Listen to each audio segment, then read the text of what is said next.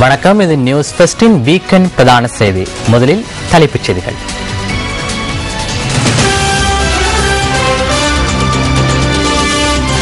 உத்தியோகபூர்வ விஜயம் ஒன்றை மேற்கொண்டு ஜனாதிபதி பெலாரஸ் பயணம். விமர்சிப்பதற்காக இலங்கை வரவில்லை, ஐக்கிய நாடுகளின் மனித உரிமை உயர்ஸ்தானிகர் தெரிவிப்பு. பாகியன்கல பகுதியில் கண்டெடுக்கப்பட்ட மனித எலும்புக்கூடு 12,000 வருடம் பழமையானது என கண்டுபிடிப்பு. ரத்துபஸ்வல சம்பவத்திற்கு 94ஆம் ஆண்டு முதல் ஆட்சியில் இருந்த அரசாங்கம் பொறுப்பு கூற வேண்டும். 1994 ඉඳලා මේ කරුණු පැහැදිලි කරද්දී නිහඬව හිටිය සෑම ආණ්ඩුවක්ම මේට වගකිය යුතුයි. ஜனாதிபதி மஹிந்த ராஜபக்ச உத்தியோகபூர்வ விஜயம் மேற்கொண்டு இன்று அதிகாலை பெலாரஸ் குடியரசுக்கு புறப்பட்டுச் சென்றார்.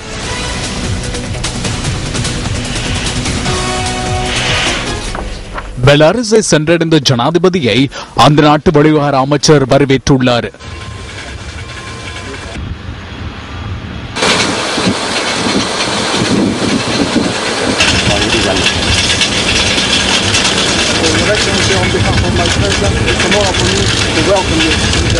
பெலாரஸில் நடைபெறவுள்ள வர்த்தக மாநாட்டில் கலந்து கொள்வதற்காக ஜனாதிபதியுடன் இலங்கை வர்த்தக தூதுக்குழு ஒன்றும் இந்த விஜயத்தில் இணைந்துள்ளது. ஜனாதிபதி மஹிந்த ராஜபக்ச 2 நாட்கள் பெலாரஸில் தங்கியிருப்பார் என அறிவிக்கப்பட்டுள்ளது. பெலாரஸ் ஜனாதிபதி அலெக்சாண்டர் லுகஷென்கோ மற்றும் பிரதமர் பேராசிரியர் மிகாயில் மியஸ்னிகோவிச் உள்ளிட்ட அந்த நாட்டின் உயர்மட்ட பிரதிநிதிகளை ஜனாதிபதி சந்திக்க உள்ளார். ஐரோப்பிய வலய நாடான பெலாரஸ் சோவியத் குடியரசிடமிருந்து 1990ஆம் ஆண்டு ஜூலை 27ஆம் தேதி சுதந்திரம் அடைந்தது. ரஷ்யா, யுக்ரைன், போலந்து, லித்துவேனியா போன்ற நாடுகளுக்கு மத்தியில் இந்த நாடு அமைந்துள்ளது.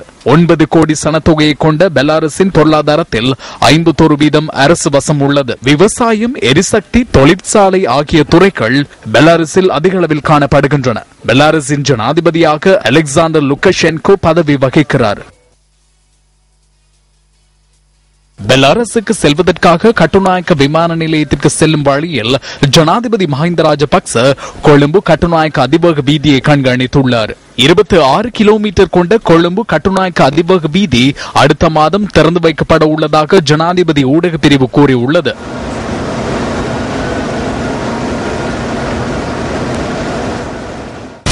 இலங்கை அரசாங்கத்தின் அழைப்புக்கு ஏற்பவே தான் இலங்கைக்கு விஜயம் மேற்கொண்டுள்ளதாக மனித உரிமைகளுக்கான ஐக்கிய நாடுகளின் உயர்ஸ்தானிகர் நவநீதம் பிள்ளை தெரிவிக்கின்றார். உத்தியோகபூர்வ விஜயம் மேற்கொண்டு இலங்கை வந்துள்ள அவர் இன்று பிற்பகல் ஊடகங்களுக்கு கருத்து வெளியிடும் போதே இதனை குறிப்பிட்டுள்ளார். ஐக்கிய நாடுகளின் மனித உரிமைகளுக்கான உயர்ஸ்தானிகர் நவநீதம் பிள்ளை இன்று பிற்பகல் கொழும்பில் உள்ள ஐநா அலுவலகத்தின் அதிகாரிகளை சந்தித்தார். இந்த சந்திப்பிற்கு முன்னர் அவர் ஊடகங்களுக்கு கருத்து வெளியிட்டார். இங்கு வர கிடைத்தமை தொடர்பில் உண்மையில் நான் மகிழ்ச்சி அடைகின்றேன். இதற்கு முன்னர் 1973 மற்றும் 2000 ஆண்டுகளில் நான் இலங்கைக்கு தனிப்பட்ட விஜயம் மேற்கொண்டிருந்தேன். எனினும் மனித உரிமை உயர்ஸ்தானிகர் என்ற வகையில் முதன்முறையாகவே இலங்கைக்கு விஜயம் மேற்கொண்டுள்ளேன். அரசாங்கத்தின் அழைப்பை ஏற்றி நான் இங்கு வந்துள்ளேன். இதற்கு சில காலத்திற்கு முன்னர் அரசாங்கம் இந்த அழைப்பை விடுத்திருந்தமை உண்மையான விடயமாகும். எனினும் கற்றுக்கொண்ட பாடங்கள் மற்றும் நல்லிணக்க ஆணைக்குழுவின் அறிக்கை வெளியாகும் வரை இந்த விஜயத்திற்காக காத்திருந்தேன்.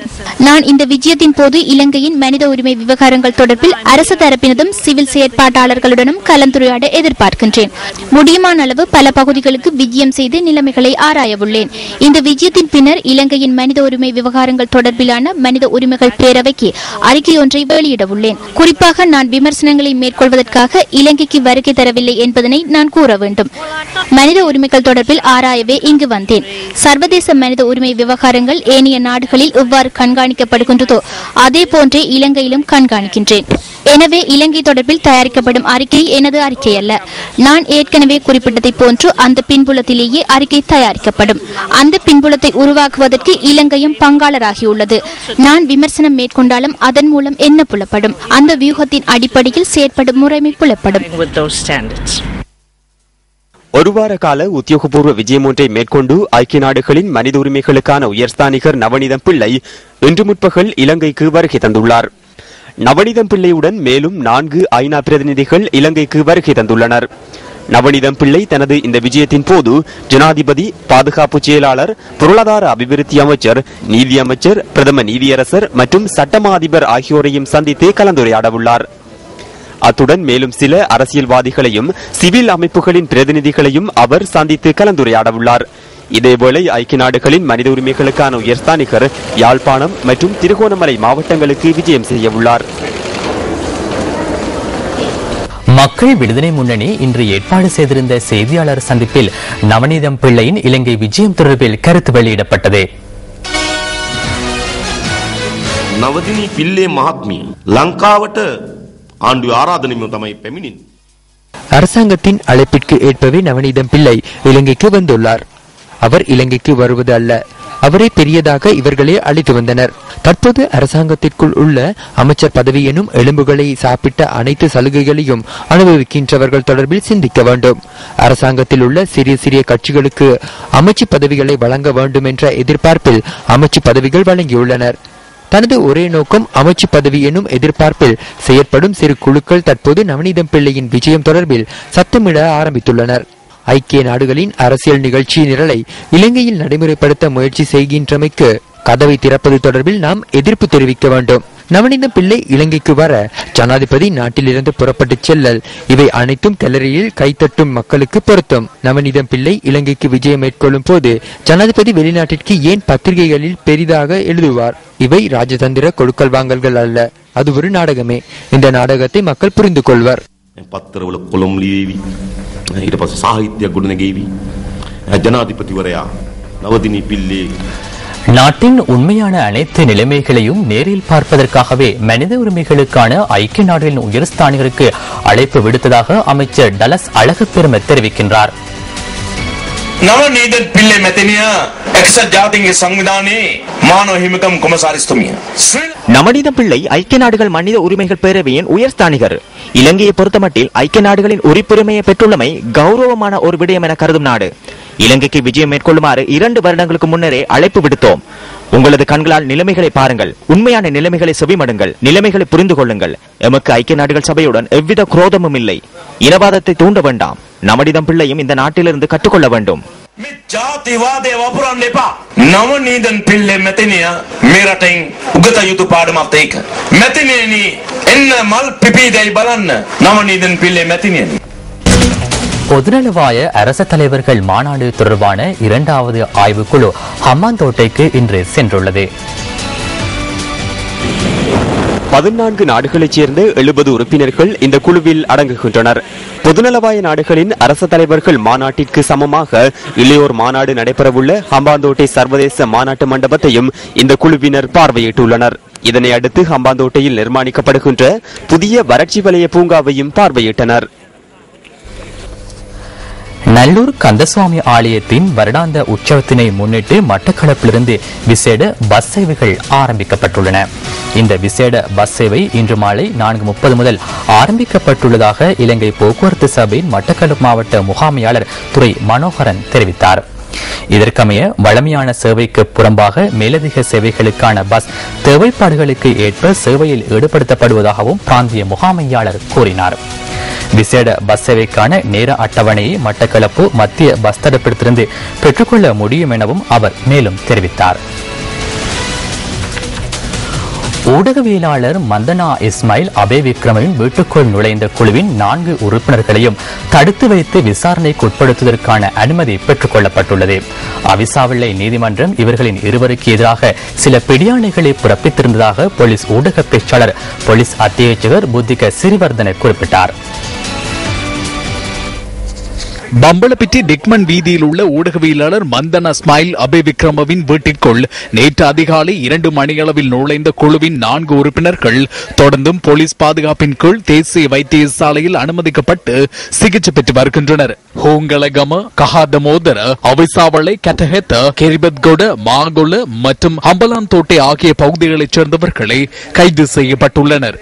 இந்த சம்பவத்தில் உயிரிழந்தவரின் சடலம் மீதான பிரேத பரிசோதனைகள் நாளை இடம்பெற உள்ளதாக வருவதாக போலீஸ் ஊடக பேச்சாளர் போலீஸ் அத்தியட்சகர் புத்திக ஸ்ரீவர்தன குறிப்பிட்டார். சம்பவத்தில் உயிரிழந்தவருக்கு எதிராக அவிசாவளை நீதிமன்றத்தினால் 4 பிடியாணை பிறப்பிக்கப்பட்டிருந்ததாகவும் அவர் குறிப்பிட்டார். இதேவேளை சம்பவத்தில் காயமடைந்த 4 போலீஸ் உத்தியோகத்தர்களில் ஒருவர் சிகிச்சைகளின் பின்னர் தேசிய வைத்தியசாலையில் இருந்து வெளியேறியுள்ளார். இவர்களின் ஒரு உத்தியோகத்தர் தேசிய வைத்தியசாலையிலும் ஏனைய 2 உத்தியோகத்தர்களும் போலீஸ் வைத்தியசாலையிலும் சிகிச்சை பெற்று வருவதாக போலீஸ் ஊடக பேச்சாளர் மேலும் கூறினார்.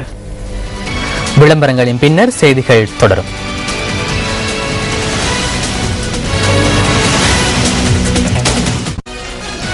செய்திகள் தொடர்கின்றன. சிந்தனையை தூண்டும் அறிஞர் வாக்கு அடுத்து.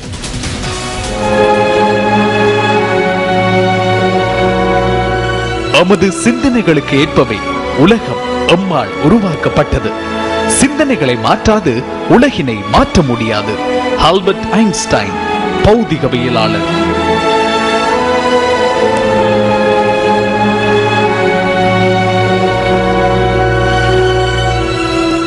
ரத்துப்பஸ்வல நீர் பிரச்சினை தொடர்பான கருத்தரங்கொன்று நேற்று பிற்பகல் கம்பஹா பகுதியில் நடைபெற்றது.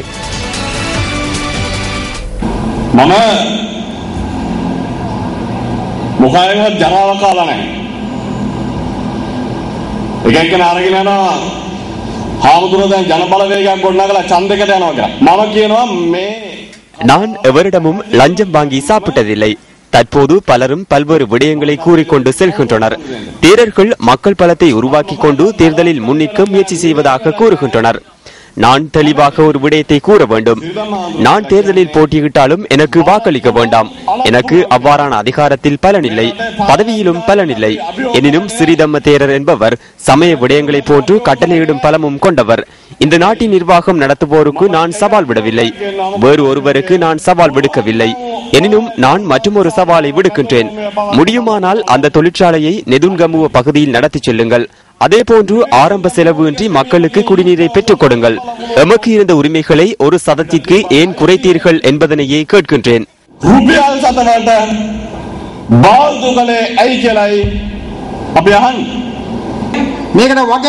இதற்கு யார் பொறுப்பு கூற வேண்டும்? 1994 ஆண்டிலிருந்து மௌனமாக இருந்த அனைத்து அரசாங்கங்களும் இதற்கு பொறுப்பு கூற வேண்டும். அனைத்து அரசு அதிகாரிகளும் பொறுப்பு கூற வேண்டும். சுகாதார அமைச்சு, அதே போன்று கைத்தொழில் அமைச்சு உள்ளிட்ட அனைத்தும் பொறுப்பு கூற வேண்டும். அத்துடன் சுற்றாடல் சார் அதிகாரிகளும் இதற்கு பொறுப்பு மிக்கவர்கள். எனினும் தற்போது மக்களை பெரிதும் பாதிக்கப்பட்டுள்ளனர். இந்த கருத்தரங்கில் நீர் பாதுகாப்பு தொடர்பிலான ஆய்வறிக்கை ஒன்றும் வெளியிடப்பட்டது.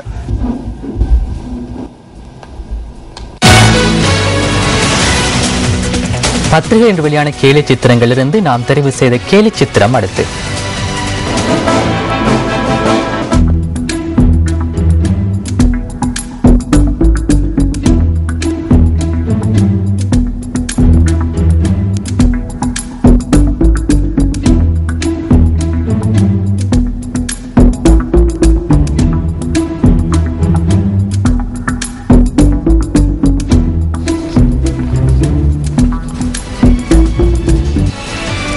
பாகியங்கல பகுதியில் அகழ்வொன்றின் போது கண்டுபிடிக்கப்பட்ட மனித எலும்புக்கூடு 12 வருடங்கள் பழமை வாய்ந்தது என்பது உறுதி செய்யப்பட்டுள்ளது. ஆக்ஸ்போர்ட் பல்கலைக்கழகத்தினால் நடாத்தப்பட்ட ஆய்விலிருந்து இது உறுதி செய்யப்பட்டுள்ளதாக தகவல்கள் தெரிவிக்கின்றன. கடந்த ஆண்டு ஜூன் மாதம் கற்களுக்கு இடையிலிருந்து இந்த மனித எலும்புக்கூடு கண்டெடுக்கப்பட்டிருந்தது. இந்த எலும்புக்கூடு குறித்த ஆய்வுகளை நடத்துவதற்காக கேம்பிரிட்ஜ் பல்கலைக்கழகத்தின் மனித விஞ்ஞான பிரிவின் பேராசிரியர் கடந்த ஆண்டு இலங்கைக்கு வருகை தந்திருந்தார். காலத்தை கண்டறிவதற்கு தேவையான நவீன ஆய்வுக்கூட வசதிகள் இலங்கையில் இல்லாமையினால் எலும்புக்கூடு பிரித்தானியாவிற்கு எடுத்து செல்லப்பட்டது. காலத்தை கண்டறிவதற்கான ஆய்வுக்கூடத்தில் நவீன தொழில்நுட்பத்தை பயன்படுத்தி இந்த ஆய்வுகள் மேற்கொள்ளப்பட்டதாக தொல்பொருள் திணைக்களத்தின் பிரதிபலிப்பாளர் நாயகம் கலாநிதி நிமல் பெரேரா தெரிவிக்கிறார். ஆக்ஸ்போர்ட் பல்கலைக்கழகத்தின் பேராசிரியர் டாம் ஹீகமினால் இந்த ஆய்வுகள் மேற்கொள்ளப்பட்டுள்ளன. இந்த எலும்புக்கூட்டை பாதுகாக்கும் நடவடிக்கைகள் பிரித்தானியாவின் கேம்பிரிட்ஜ் பல்கலைக்கழகத்தில் முன்னெடுக்கப்படுவதுடன் அது தொடர்பான மனித விஞ்ஞான ஆய்வுகள் கேம்பிரிட்ஜ் பல்கலைக்கழகத்தில் நடத்தப்படுகின்றன. கடந்த ஆண்டு ஜூன் மாதம் மகியன்கல பகுதியிலிருந்து கண்டெடுக்கப்பட்ட இந்த மனித எலும்புக்கூடு இலங்கையில் கிடைத்த ஆதி மனிதனின் முழுமையான எலும்புக்கூடு என குறிப்பிடப்படுகிறது. ஆய்வுகளின் பின்னர் குறித்த எலும்புக்கூடு மீண்டும் இலங்கைக்கு கொண்டு வரப்படும் என கலாநிதி நிமல் பெரேரா தெரிவித்துள்ளார். பாயங்கள பகுதியில் அகழ் ஒன்றின் போது கண்டுபிடிக்கப்பட்ட அந்த மனித எலும்புக்கூடுகள் 12,000 வருடங்கள் பழமை வாய்ந்தது என்பது உறுதி செய்யப்பட்டிருக்கின்றது. ஆக்ஸ்போர்ட் பல்கலைக்கழகத்தில் நடத்தப்பட்ட ஆய்வு ஒன்றின் பொழுது அது உறுதி செய்யப்பட்டுள்ளதாக அந்த தகவல் வெளியாகியிருந்தது.